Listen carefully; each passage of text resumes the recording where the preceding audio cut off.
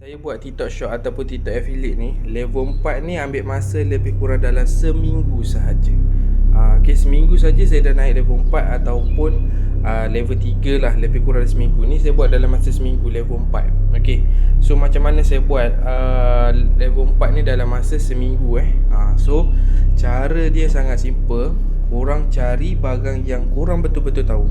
Contohlah, okay, ni satu contoh ni saya beli tapi saya tak tahu pun dia punya fungsi dia. Kalau korang beli tapi tak tahu fungsi, jangan belilah. Okay, ni saya recommend untuk orang yang pakai motor. Contohlah sebabnya kalau korang nak jual benda ni, okay, kalau korang nak jual, ni saya tak jual, ni saya pakai. Okay, ni kalau korang nak jual benda ni, okay, korang kena tahu apa fungsi dia. Yang ni adalah coolant motor. Coolant motor ni apa fungsi dia? Untuk sejukkan enjin motor. Okay, so korang dalam video tu korang kena cakap kalau enjin motor korang panas ataupun temperature selalu naik, kena pakai benda ni. Itu hook dia.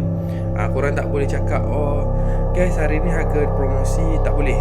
Okay, sebab benda ni memang ada harga promosi tapi bukan hari-hari promosi. Okay, so kau kena bagi tahu yang ni kegunaan dia, coolant untuk motor panas ataupun motor yang selalu naik temperature. Korang kena bagi tahu macam tu. Korang kena bagi tahu detail lah.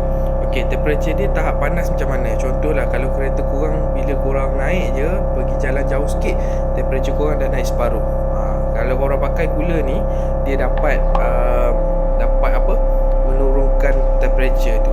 Jadi enjin kereta korang tak mudah blocking ataupun jam. Okey, maksudnya kau kena bagi tahu detail lah.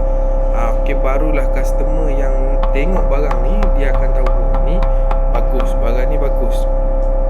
Okey, dia bukan setakat untuk kau nak menjual, tapi kau kena tahu apa kandungan dekat dalam ni, apa yang menyebabkan orang tu nak beli.